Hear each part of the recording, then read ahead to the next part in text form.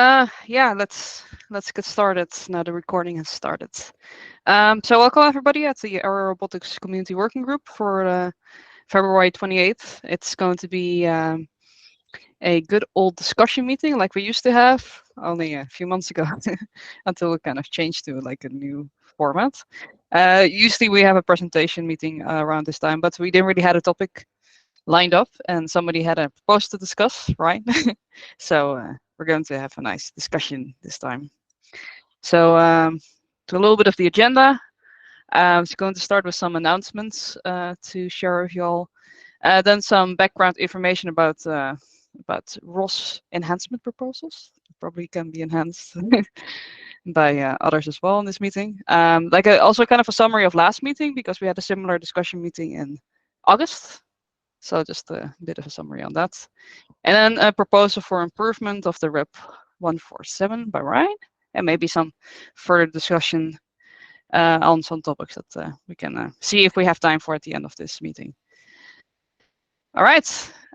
So first off, the announcements. So like a few weeks ago, the Diversity Scholarship application of ROSCON has opened up, which is in October in Odense, Denmark. I've been asked to share the chair for diversity, so that's why I'm also sharing with you guys. So if you know anybody that is able to apply for this or would qualify for it, please share the application form with them.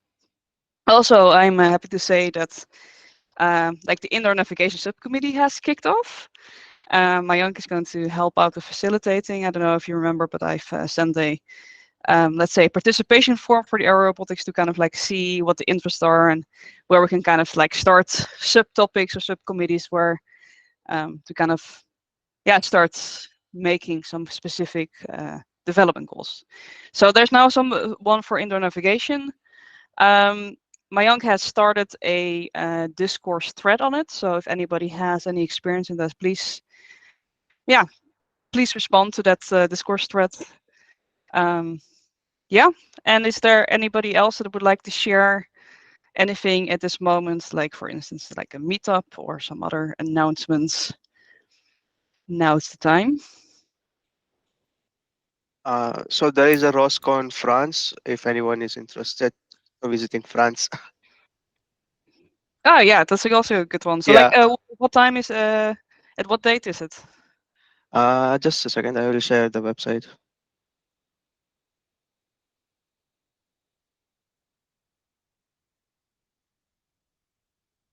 So it's on the June 19 to 20 June in a small but beautiful town of Nantes. Yeah, that's it. All right. Thanks. Anybody else wants to share anything else, or is it safe for me to continue? ROSCON India videos are slowly trickling out. So mine is out. I'll share it if anybody's interested on why we use ROS where we don't make robots. But yeah, there's a one I'm looking forward to of somebody who made a beagle bone flapping wing implementation as a part of a GSOC. So the moment that video is out, I'll drop it on the Aerial Robotics chat as well on Discord. All right. Might be able to add something for the flapping wing MEV if you. So I'll add something for that later. Used to be my old lab cup of tea. Awesome. Okay, I will just go ahead. It will be a very, very short introduction. So I'm just hoping that people will actually read up what an rep is. Well, like it's like I said before, it's like a ROS enhancement proposal, and it's kind of like a document to, how do you describe it? To kind of like either to propose some kind of standard, some guidelines, or like some kind of form of implementation that can work for different topics within the ROS infrastructure. Very, very shortly said. Like the full description is, of course, you can find it in the link right here. But I guess like what I thought was interesting to know that there are actually different types of ROS enhancement proposals. Then you have like the standard rep, informational rep, and process rep. At least like that you know kind of the background. Let's say, oh, hi everyone. let's say like before I go into the Rep 147, which is specific for aerial robotics. And kind of the workflow is that, yeah, somebody writes a draft for it that can be, let's say, finalized together with the input of the community. That can either be accepted and it can be final, or it will stay in draft until nothing happens and it will get destroyed. That's apparently the workflow. So that is all what I shamefully copy paste from this web URL right there, just to have a bit of a background information. So we had our last meeting on messaging standard was on August 16th, 2023, and like we kind of came to the conclusion that the current like state of the Rep 147 doesn't really fully align the needs of aerial robotics. Like, yeah, it's good to kind of like consider existing standards and real world use cases. It was also kind of the advice that we had to really define semantic data types and behavior, and also kind of really try to be even more specific on what kind of messages and the content that it needs to be done. Also, like advice, I think was most from Totally is to start small, have an incremental build, or more have an organic growth of the rep document at least. The discussion was 1 hour long, so probably these couple of conclusions doesn't really like capture the whole thing. But luckily we have the recordings and transcripts for anybody that missed that meeting before. And I think, yeah, Ryan, you missed that meeting, right? Yeah, okay, yeah. Yeah, I was sick. I'm sad, but I watched the recording. Yeah, exactly. So that's why we have recordings, and happy that you're here now. So let's kind of look against like the Rep 147. That's the standard interface for aerial vehicles, which was started in 2016 as draft. And then like, you know, it was kind of the last big update was in 2018, but unfortunately still it was given a deferred status in 2022. So a little bit unclear exactly what that status kind of practically means. Like, you know, is it still a draft, or is it means it's not, let's say, it's not rejected, but it's more of like indicating that it's a bit stale, I guess, right? There were some tiny updates since that Ryan has implemented mostly, and that's kind of the state. It's still in the first status until this moment, and that's a bit too bad. So, okay, I'm going to give it kind of like the word to Ryan for now, because this is your slide that you've proposed with all the changes that you want to propose. So, if you could explain those. Yeah, for sure.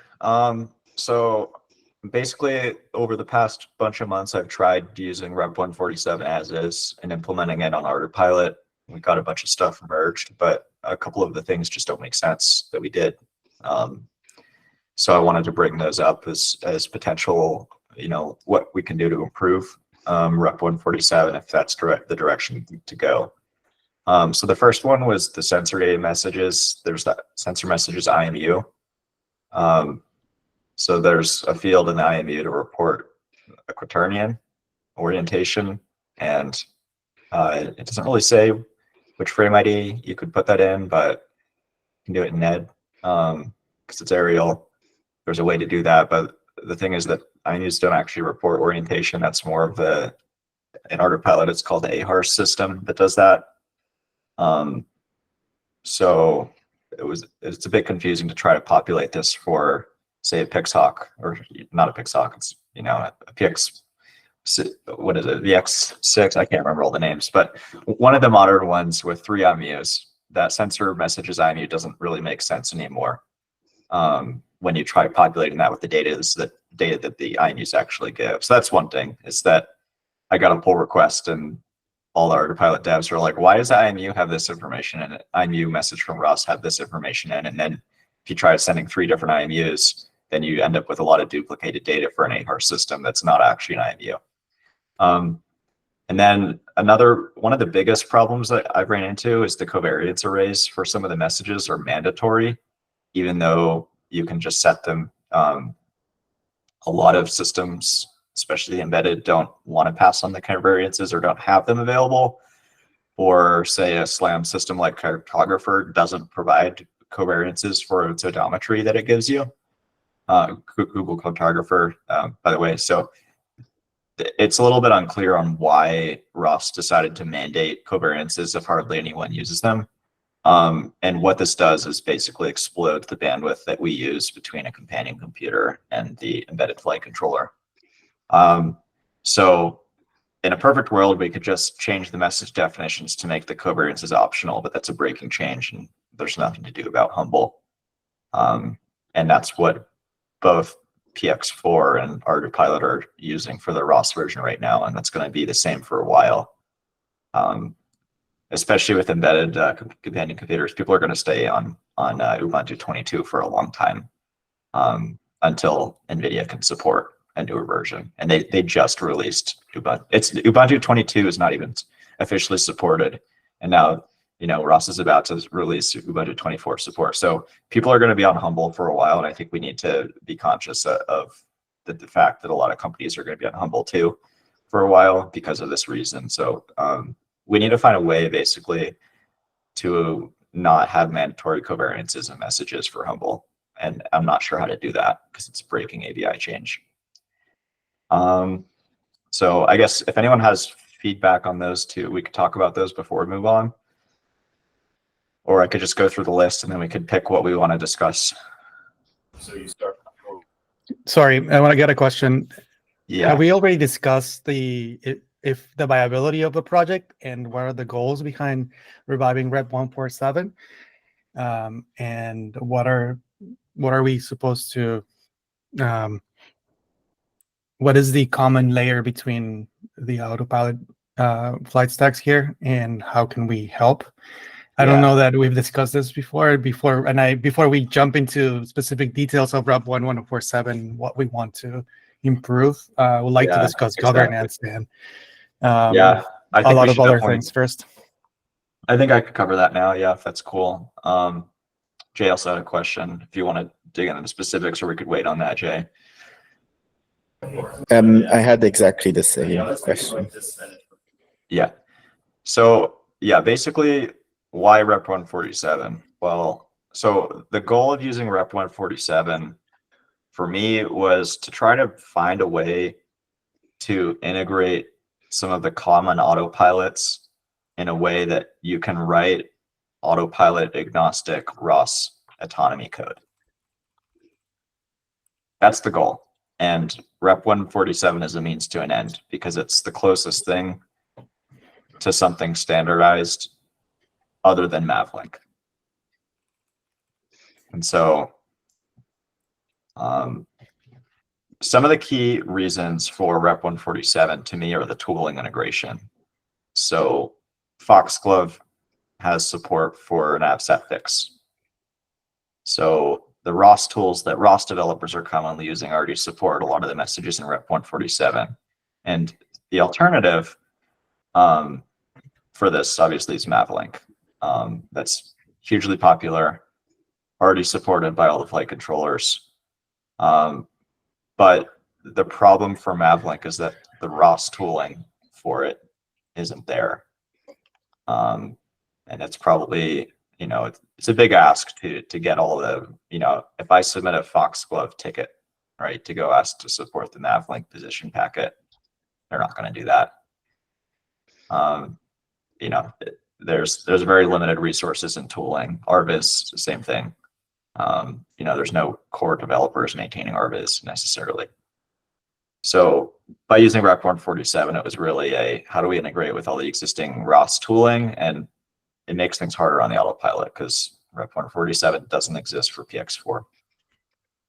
So that's some of the main thing for me was tooling, but the other thing was also that Mavlink was designed as a communication between a ground station and a drone in the air over very limited bandwidth. And with new flight controllers these days having Ethernet, bandwidth isn't actually that much of a concern between a companion computer and the autopilot. So the optimizations made for Mavlink have significant costs, like certain messages assume certain coordinate systems that you want, and it's not exactly clear in the documentation on which ones they are, or sometimes they're autopilot specific, which is a bit scary. trying to write autopilot agnostic code with unknown frame IDs. And I just saw a bug in Autopilot 2 days ago about how a specific combination of a ground station and an autopilot would result in terrain following using the wrong vertical datum. So I think there's a lot of assumptions made that can be cleared up in Mavlink, but ROS is nice because all the messages have a frame ID. So that was another key advantage for me, is because there's rep 103, 105 and a frame ID, it's much more difficult to mix up your datums when you follow messages with a header. So Okay. for me, that's the message. That's the reasons, but I think there's obviously other solutions to this problem than Rep 147. So I'm interested to hear what people think on, is Rep 147 even the right way to go? Hello, Jay, you want to go ahead? Yeah, so I think for me at least, like Rep 147 it's quite specific and quite broad at the same time. And if we're talking about sort of this autopilot agnostic code, this implies that we are looking for compatibility between autopilots, right? So if you follow this Rep 147 or improved version of it, you will expect also behavioral compatibility on the autopilots. For example, if you listen to a certain topic, you would expect that to be the global position estimate of the FMU, for example, or if you command a body rate set point, it would execute it. And so I think, at least for me, the current standard doesn't define topics, of which topics, it's mostly message types and formats, which I think it's probably part of the standard we need, but it's lacking a lot of this kind of, what is the behavior that we want to, we would expect if it is a compliant, compatible autopilot to this rep standard.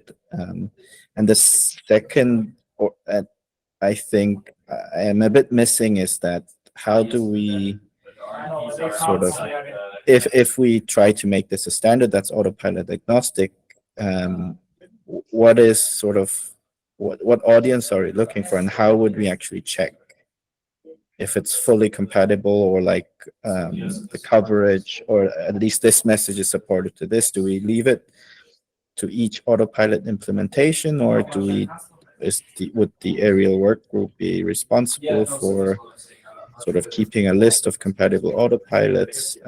How would this be maintained once we establish a standard?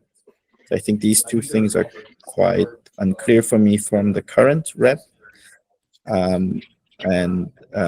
If we actually want a compatible be able to write autopilot agnostic code by being compliant to this rep, I think this kind of behavioral definitions should be included. Otherwise, I don't think we could make autopilots compatible.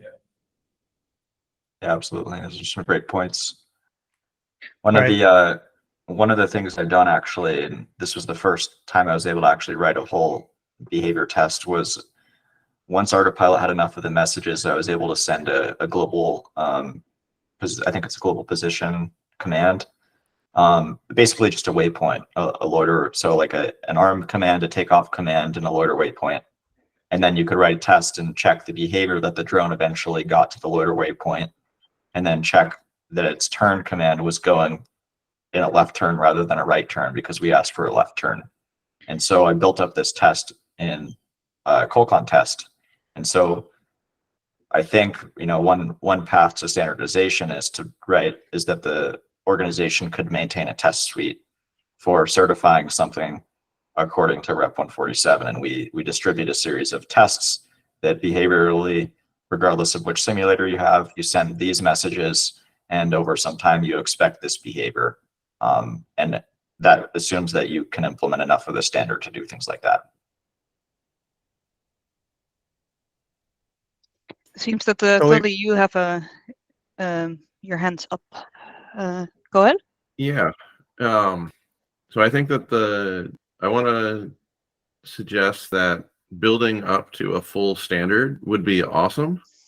But I suggest that we think about, I think it was mentioned earlier that Rep 47 is both very broad and very specific.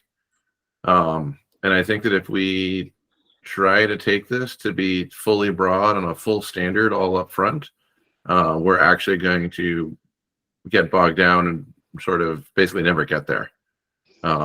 What I suggest is we do sort of incremental processes along the way. I think a little bit of history. Rep 147 was basically, I got some funding, was able to fly out to Zurich and spend some time hanging out with Lorenz, and I was coming to look at, I was coming from Willow Garage, having done the PR2 and looking at the drone code project and seeing the different autopilots, the different things, and I was looking at MabLink, and I wanted to look forward a little bit to the point where we start thinking about, like, as Ryan mentioned, like less optimized things, but a little bit more generic. And the Rep 147 was basically to sit down, like, what can I take from the general robotics community and bring it to the aerial vehicles, and how can we clearly define those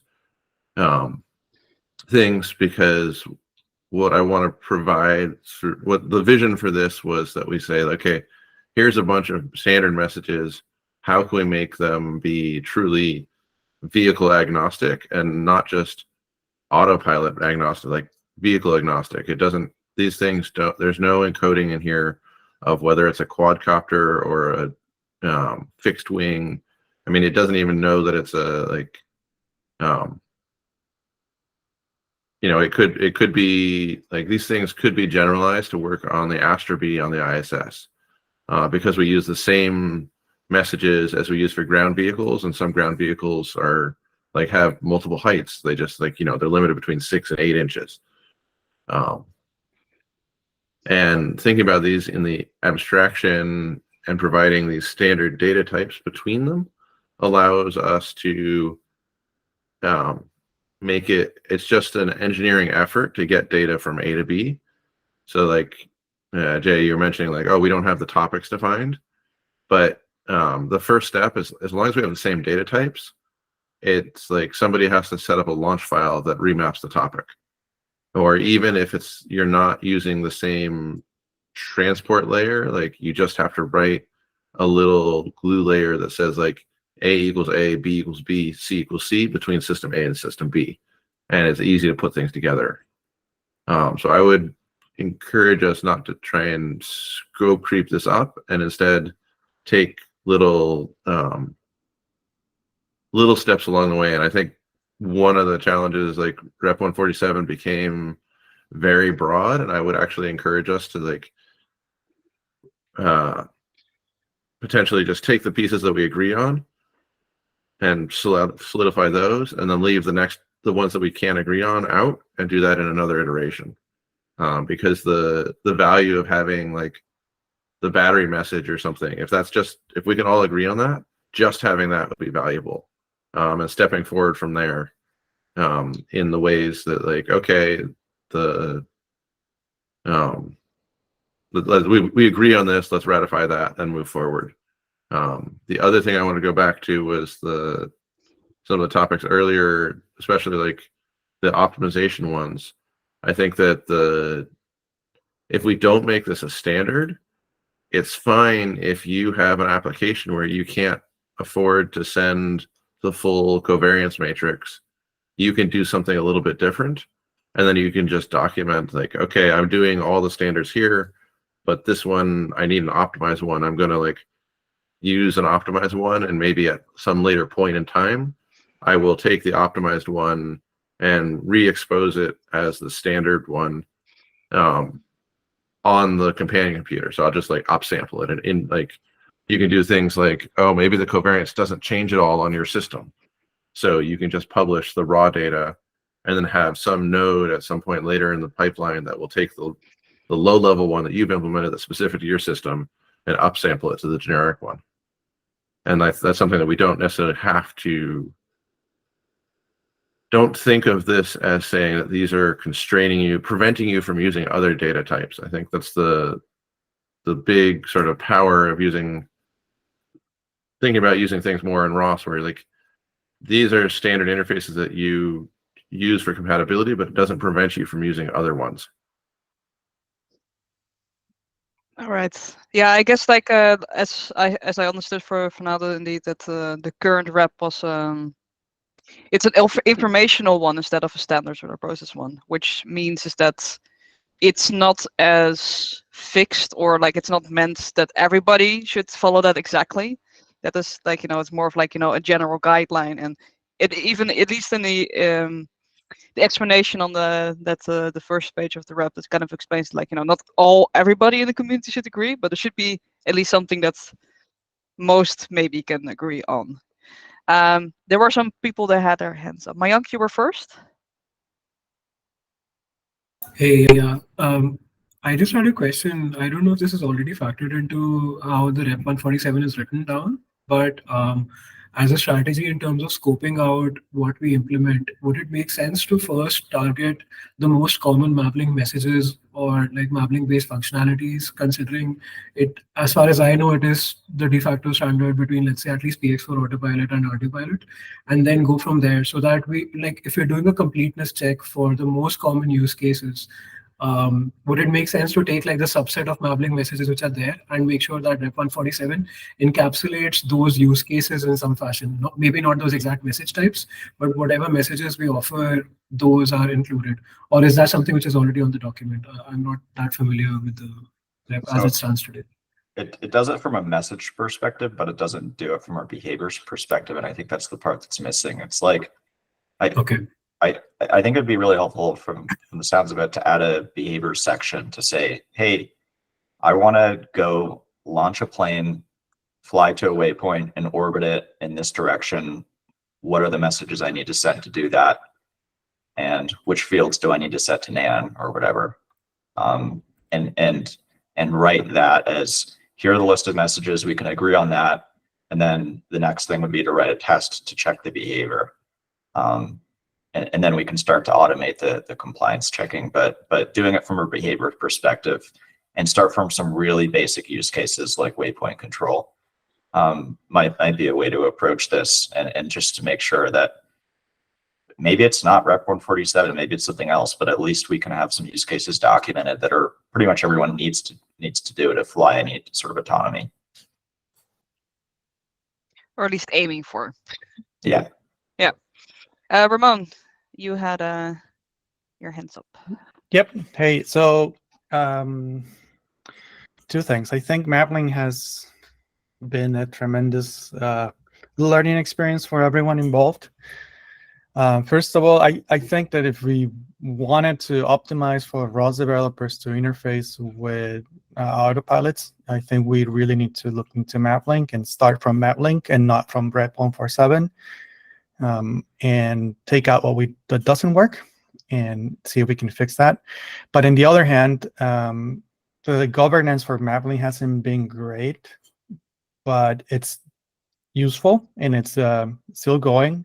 So no critiques there. But from an autopilot perspective, and this is my personal perspective, and I see that Neil Yeager is here, so maybe he can chime in, but it's been severely limiting for an autopilot and for developers of autopilots to have to deal with Mapling. Let's say you want to introduce a new feature that it's not implemented in a different flight stack, and you need to introduce a new message. So you have to go through the whole cycle, and then you are blocked on the end of Mapling, wanting to make this upstream message set instead of having it defined as an autopilot specific thing for your use case. So that's when it becomes awkward, when you need to define the behavior for a feature that the autopilot doesn't have or is still implementing. And then you have to sort of work together and work backwards from there to try to have same interface. And that's been causing a lot of issues. So if you look into Mapling implementing projects, sort of like a map SDK or Q ground control, Q ground control being the historic one has a lot of spaghetti code everywhere, and it's very hard to maintain because of those differences between implementations that were not catched on the standard level. And then on the map SDK level, there was an effort to try to correct that, and it's started great, but it's becoming a little bit more involved. So in order to have a successful standard, in my opinion, we need to make sure we think about those things and try to optimize for developers, but also make sure that the autopilots are not in a position where they need the rest of the community to be able to move forward in any given direction, which would be severely limiting for any flight stack that is implementing this standard. And then also from the autopilot perspective, what would be the reason for one ROS developer to choose one flight stack versus the other if the interface is the same? So it would be basically a black box for everyone, and you wouldn't really need to deal with the autopilot at that point. So those are my thoughts, not necessarily answers or anything. So I just wanted to throw it out there. Mm-hmm. If I could add to the fact that, like, the muffling, like, there was a lot of trouble with versioning and things like that. This was kind of one of the main reasons why, at least from Bitquery's point of view, they haven't implemented muffling at all. They actually have implemented something that is, for good and bad, I would say, like, that's fully dynamic on what messages are defined within the firmware. Which means is that there's no versioning whatsoever. Whatever is defined as a message in the firmware, that is the one that's being communicated to all the ground stations, and vice versa. Which means is that actually for developers that's great, but means also they have maybe a little bit too much freedom. So yeah, so that's perhaps like maybe that is something that's yeah, we can also kind of think about. It's like how much freedom do you want to give developers that, or maybe there's some messages that you can say, like, this is an array that you can just put information in. Mayank, yeah. To that point about future proofing or custom message types, I wanted to ask, like, fundamentally, ROS message types are kind of account for that future proofing or scaling, wherein they're arbitrarily composable as long as you have support for serialization and deserialization of the primitive types, right? If we treat what comes out of Rep 147 or this message standard as like the supported messages, but we don't block off this custom messages that any autopilot vendor could develop, and as long as the lower layers support it, we're not really limiting anybody from having their own custom implementation as long as they handle both ends of the interface, right? So, I mean, in that sense, isn't like ROS messages fundamentally different from Mavlink and already sort of allowing us to do that customization in the first place? Yes. No, I don't know, Maverick like, already has this. Oh, go for You it. can do common add messages to the common set or messages to a specific autopilot set. So we already have that on Mavlink. Yeah, I think the problem is mainly when something is generic enough that we need to move it from a custom autopilot to actual common message set, where we need to actually work together to standardize that interface.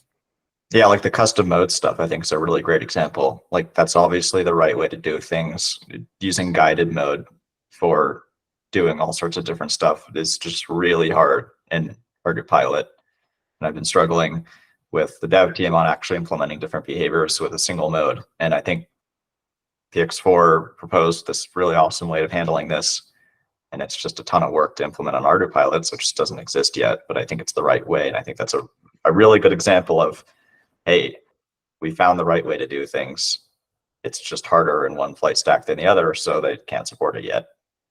And that makes it hard, right? Like, if I want to base autopilot agnostic stuff, I can't use the custom modes interface, even though it's the right thing to do right now.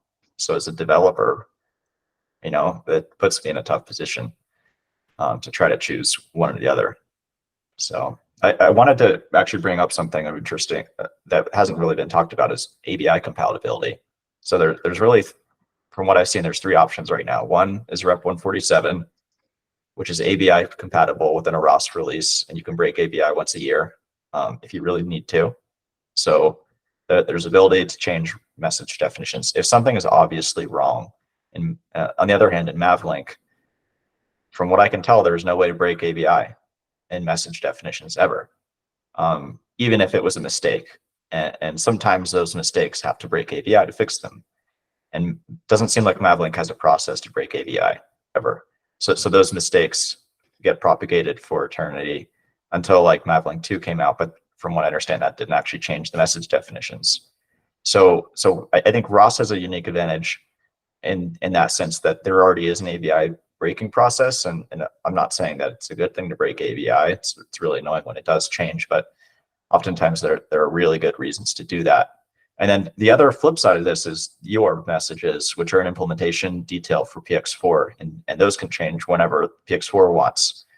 But the trouble I would have of using the PX4 messages in like a commercial application, and I'm not sure how companies are dealing with this, is what if the PX4 dev team tomorrow decides to change ABI on their messages? Does that break companies developing software and then they're blocked on upgrading PX4 for a bug fix because they changed message definitions? So I know that there's currently a lot of tooling and effort to support using your messages in ROS, but there doesn't seem to be any promise of ABI stability. So I was wondering how companies support a commercial product built on that. Maybe someone could elaborate on how that's currently handled, and if that's not intended for companies to be using your messages on their ROS stacks. Daniel, are you able to respond to that answer? To that question, sorry.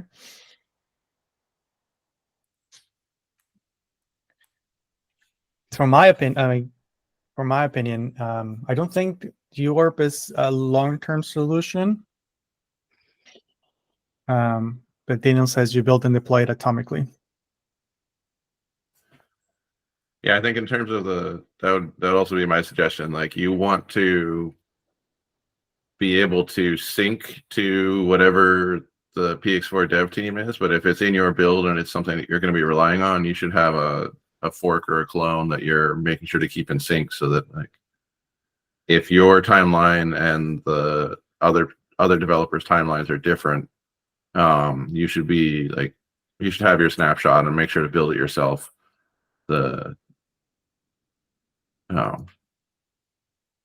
Any like companies using ROS see this all the time, where like in general, you're using the mainline open source one for your development cycles and testing, but as soon as you want to go to a product and ship it, you should really be snapshotting and building everything yourself so that you can make sure it's there. And if there's a critical bug in something that you have to fix right now, you have that ability. Or more commonly, there's a bug that fixes something, but that's not a vulnerability for you, but you don't want to incur the cost potentially of upgrading as well. And you'll do a alternative workaround, which might be like, oh, I'm just going to firewall that port, or I do something else.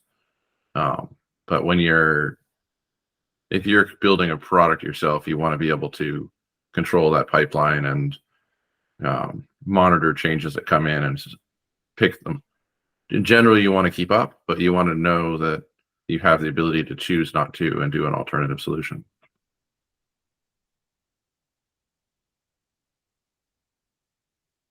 So is it recommended to use UORB in a product with ROS right now or not?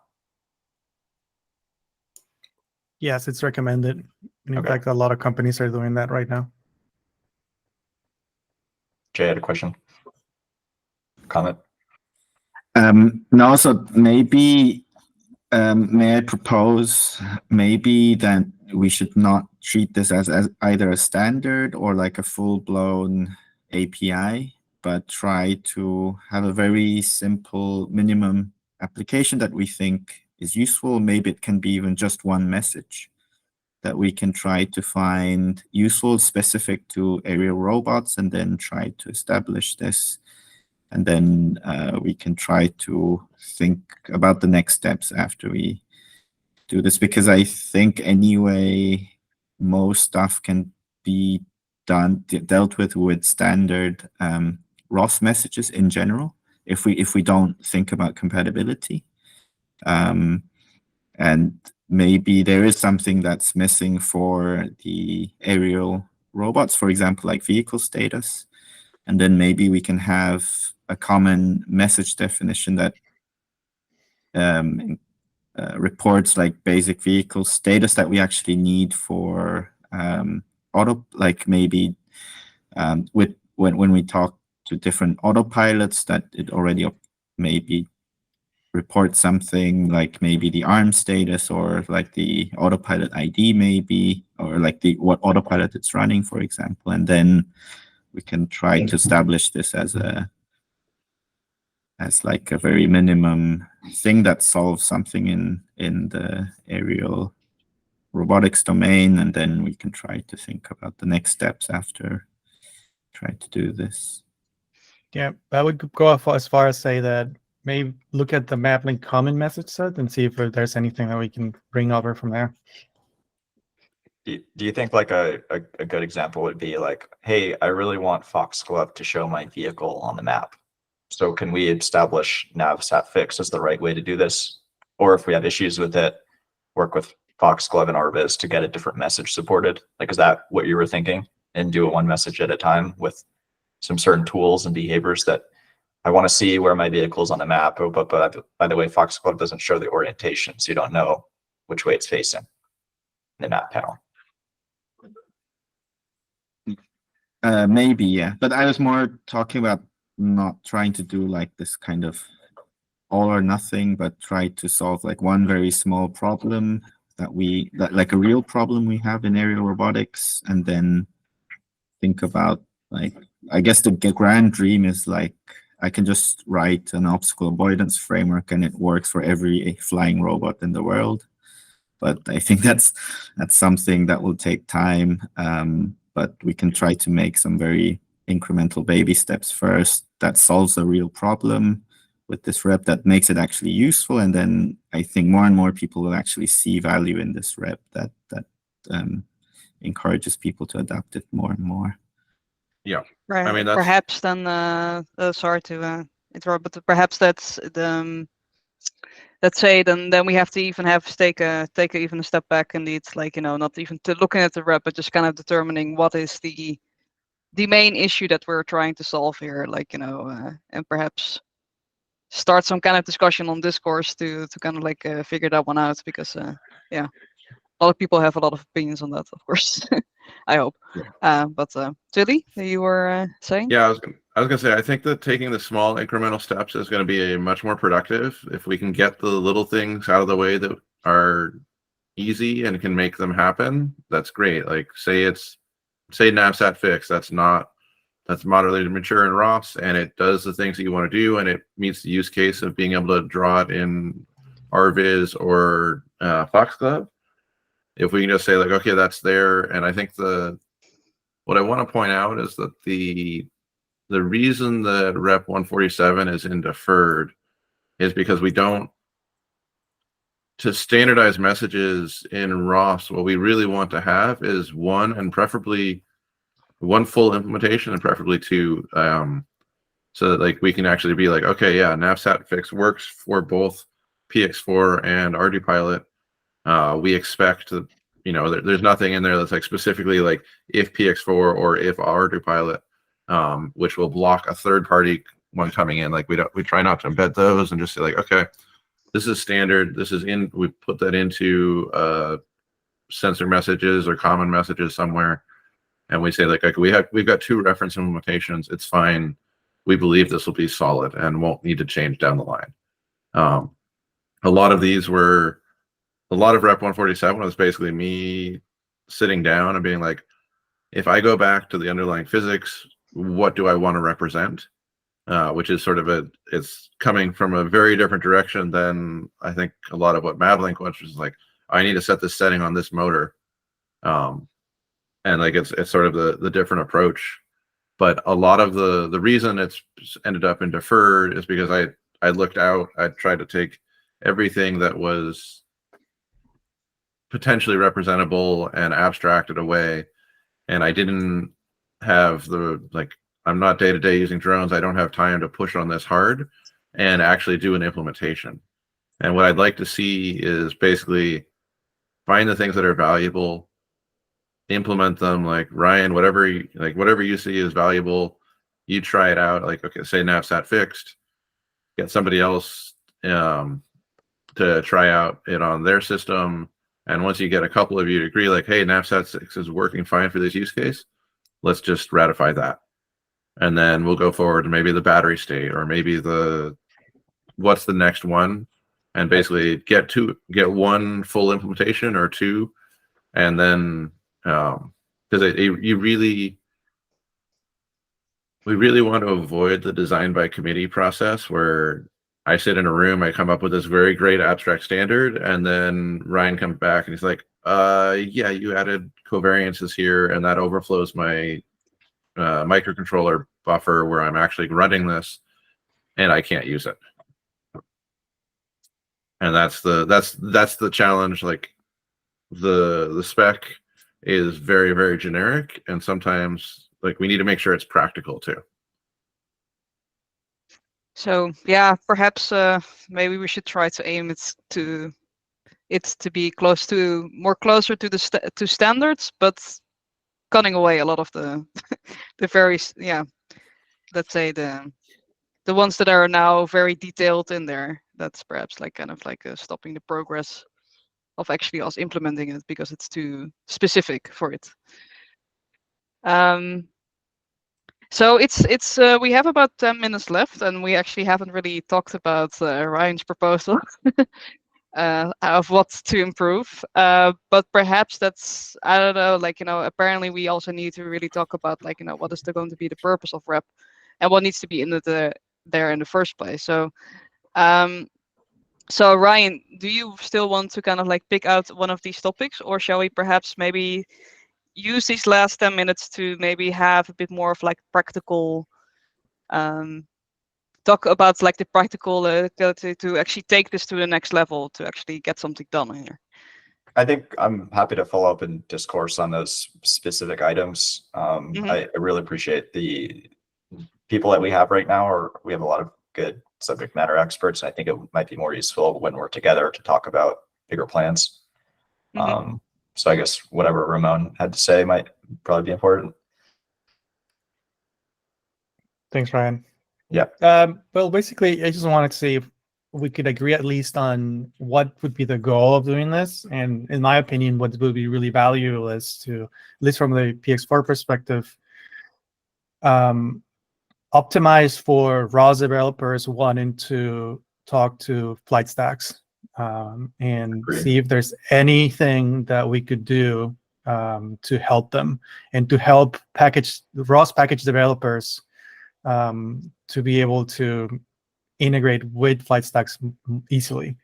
And the more I look into this and the more like the generic things I see, it is looking like we have a lot of things defined already in MapLink, at least in the comment set. So I would highly suggest that we look into the messages. I know that the whole MapLink is a lot of things. So if we ripped everything from MapLink and we just keep the messages, maybe we have a path forward there. But yeah, I'm happy to discuss. At least we should define the goal for this effort, and if we can agree on that, I think we can start moving slowly, like Tully is suggesting. Because I do agree that trying to bite on the whole thing might not work out. But if we start small, we might be able to get far. I guess, like, Yeah, from a plus- practicality point of view, I'm wondering, like, is it like in the current status, like, is it okay for us to give a full total like new let's say rep 147, let's say that we're proposing, like, a completely slimmed down version of that, or is it better to maybe propose something new?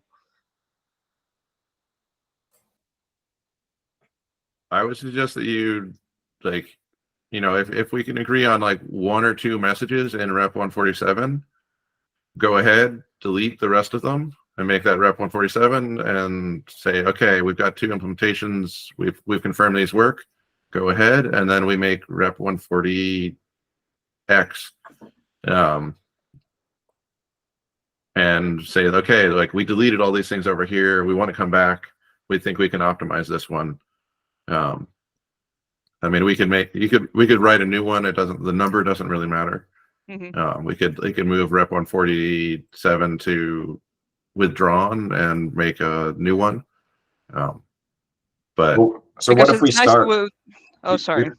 I was just asking, like, if we want to route, like, say we do this process of incremental changes, would you expect we have a rep one? Well, it's got to be not 1.4 because those are all taken, but like, let's just call it 199. Yeah. We have a rep 199 and we get implementations of NAP. We choose knapsack fix to solve the use case of I want my thing to work with Foxglove and Arvis. And we compare it to Mavlink and make sure that it has all the data that Mavlink exposes, or modify a knapsack fix and make a new one.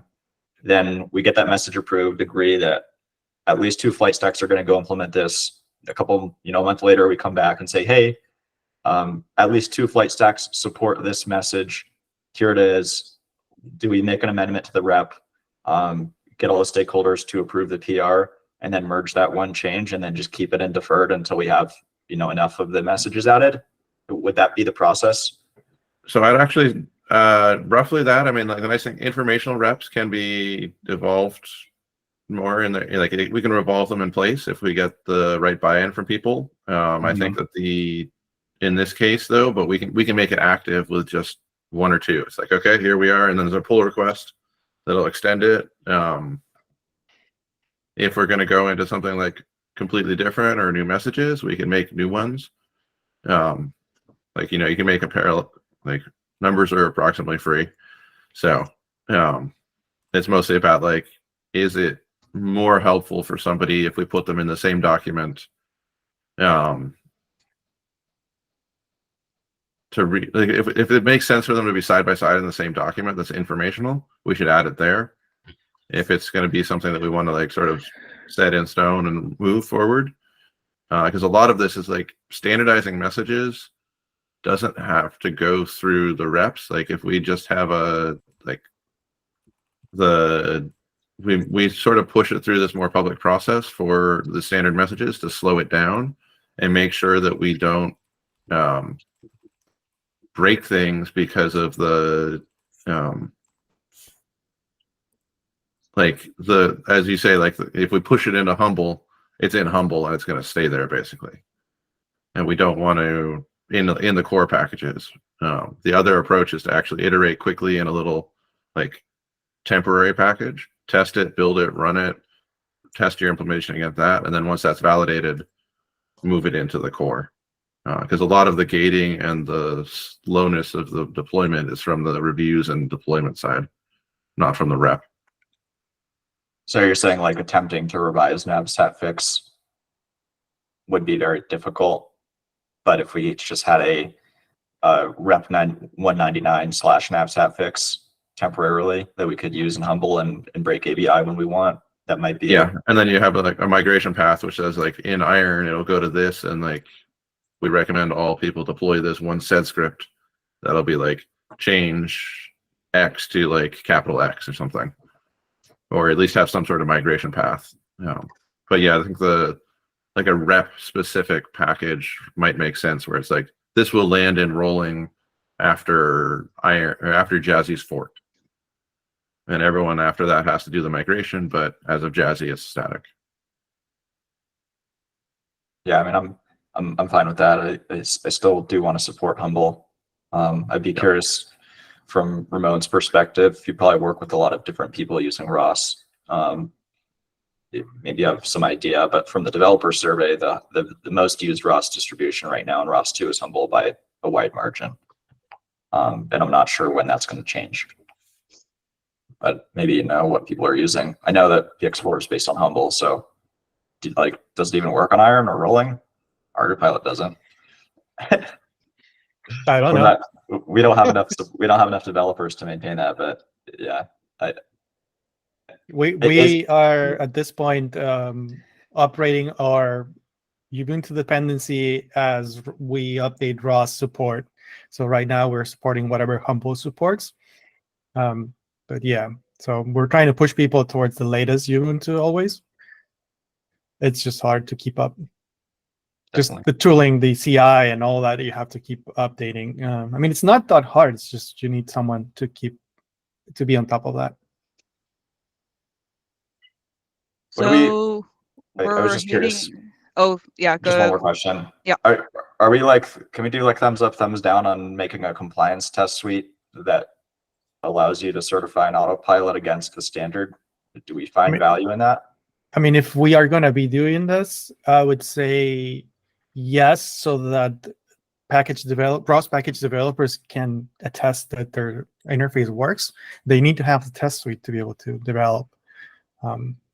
So if we're going to make a standard, I think we should have a test suite to not certify, self-validate that you can do this. Yeah, I mean, it's not an official certification, but right now, how do you know which Maverick messages work on which autopilot? Good luck, right? That's hard. That's a hard question to answer. There's no, it'd be great if you could just go look at a Jenkins job and see green check boxes on this Mavlink message works on this autopilot. Yes, but I think that's more partly fault of the government structure than the actual tech stack on Mavlink. And it's something that could be fixed if that's something that is raised by both autopilots. Cool. Well, we're out of time here, so Yeah, Just if you wanna that's still what ask I was. Kendall. So I'll there's definitely a lot of questions, but I think like you suggested, Ryan, please make a Discourse thread and share it on the ROS Aerial Discord, so we can kind of get some input on that as well. So yeah, but I think we might need some more discussion meetings to talk about this, and then eventually we can look at some improvement proposals. So I'll just. Yeah. I also had a lot of questions as well, but I'll I don't make a think we're Discourse even thread. close to even covering those. So No, I'd like to maybe just enumerate a list of use cases and see if we can get some agreement on which one we want to tackle first, and I'll just propose NavSat fix. Yeah. And see what people think. But if people want to do waypoint, people are really a fan of doing waypoint control or rate control instead, then so be it. I don't care. But I just want to start on something easy. Yeah. Let's not try to do a mission yet. perhaps not yeah, Or but trajectory yeah, con- that sounds like a yeah. great plan. If you can propose something, or at All least right. propose a set of list of options, and if people don't like that, they can propose their own.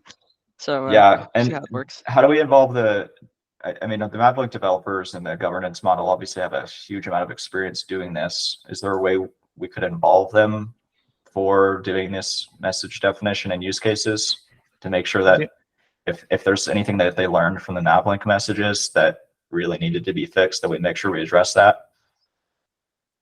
Yeah, we can bring in Hamish Willie. He's got limited time in working in open source, but he's available if we schedule it accordingly. Yeah. Sounds good. Thanks. All right, so I'll just try to. I think we have came to the conclusion now. So let's keep all the discussion for Discourse or Discord. So the next meeting will be on the 13th of March. So that will be like a developer meeting. Hopefully with more subcommittees to talk about. Like I said before, like indoor navigation, we kind of had a startup, and the simulation. Hopefully we will have like some kind of idea of how to facilitate that. So soon we'll come with more information about that. Yeah, okay, so here's also like the GitHub organization for the working group, which is github.com/ROS-Aerial. Also, usually we have presentation meetings during this time. So if you would like to give a presentation about your specific project, please let me know, or Ramon, or I will start emailing people based on the Aerial ROS participation form, because some of you have said that you would like to give a presentation. Anyway, I would like to thank you guys, and also Tolly and Ryan, Ramon, and everybody that was able to yeah, join this this interesting discussion, and we're probably going to have more about this specific project. Really appreciate everyone for coming. I know a lot of you are busy, and you know, I think we got to start somewhere, and I appreciate everyone being a fan of, you know, just wanting to move forward on autopilot agnostic code that works with multiple flight stacks. I think it's going to be a big asset for the ROS community to be able to do this. All right, I'll just stop the recording now.